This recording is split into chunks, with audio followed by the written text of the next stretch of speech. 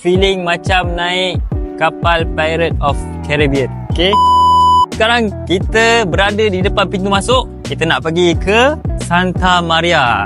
So apa yang ada kat Santa Maria ni, jom kita lihat di dalam. Okay, jom kita masuk. Okay, sini dia tiket, kita akan beli belah sini, dan turun bawah adalah untuk kita pergi ke Santa Maria. Boleh tengok sana. Okay, turun bawah ni kita akan naik kapal Santa Maria. Okay, ini tempat tiket. Okay, inilah kapal Santa Maria. Boleh zoom sikit sini. So ini adalah satu pengalaman yang sangat best. Kita boleh feeling macam naik kapal Pirate of Caribbean. Okay, lihat.